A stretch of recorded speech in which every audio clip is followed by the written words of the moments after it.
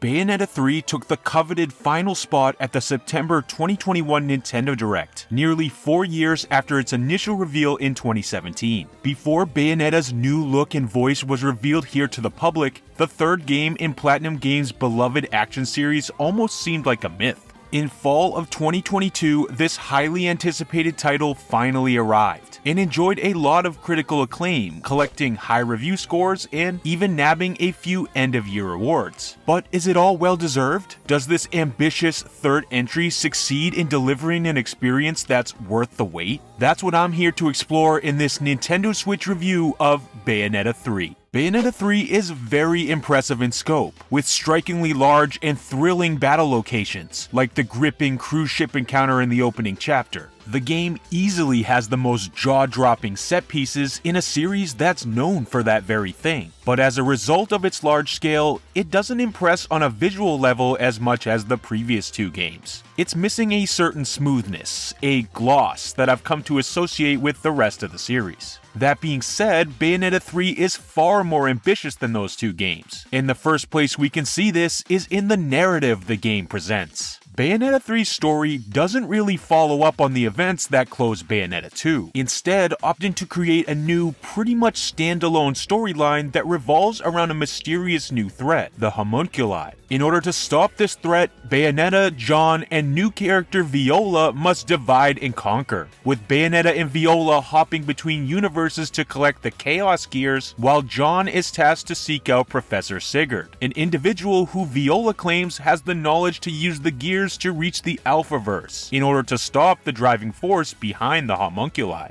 Bayonetta 3's wild, seemingly convoluted story is another example of this title's bold ambition, but it doesn't always hit the right notes. The game probably would have benefited from a narrative that was a bit simpler and more focused, leaving more of an onus on the action. And funnily enough, the gameplay systems here are affected by a similar type of problem.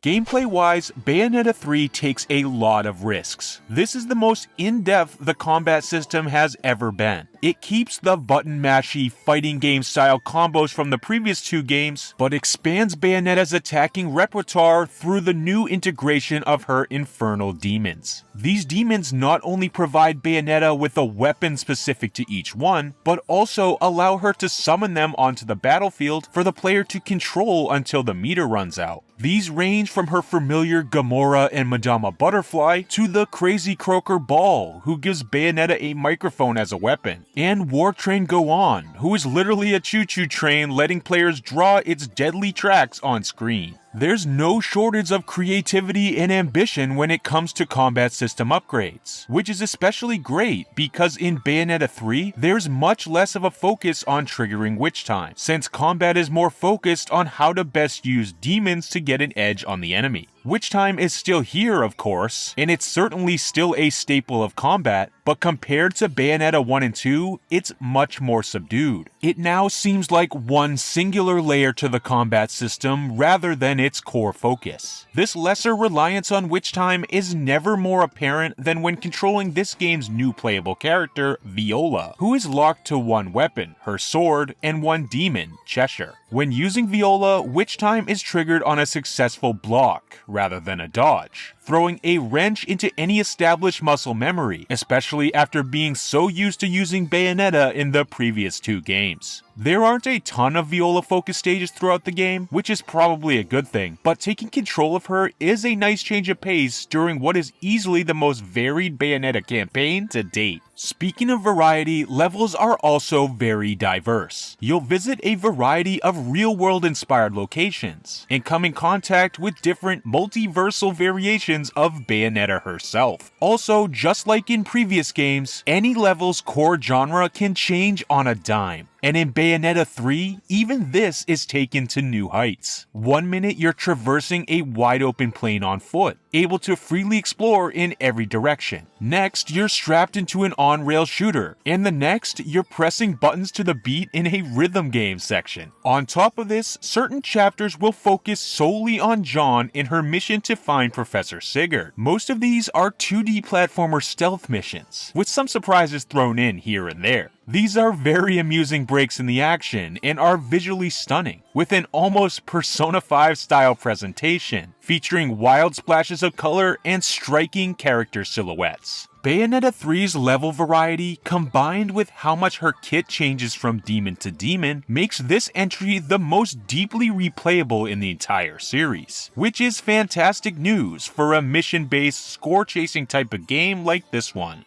All things considered, Bayonetta 3 is the biggest and baddest the series has ever been. It might be the craziest, most out-of-control, bonkers title from Platinum Games, which, considering that studio's track record, is saying a lot. Bayonetta 3 hits extremely high highs and creates an identity all for its own. It's a prime example of Nintendo's commitment to always innovate with their new games, and an illustration of their philosophy: if a sequel isn't going to be new and fresh, then why make it at all? Yet for some reason, Bayonetta 3 didn't quite hit for me on the same levels as the first game did. That game was just tighter, but 3 brings so much variety and boldness. It's fantastic, but also overwhelming at times. I get the sense that ideas presented here should be reeled in a bit, and the good ones kept and refined. It's pretty cliche, but I can see myself looking back on Bayonetta 3 as a sort of testing ground for a potential Bayonetta 4, with that game being a back-to-basics take that focuses more on great innovative stages and boss battles, rather than reinventing the formula and overwhelming the senses. It's exciting to think about how good a future game might be, and the road ahead for this series has never been brighter, especially with a brand new spin-off title, Cereza and the Lost Demon, coming in just a matter of months.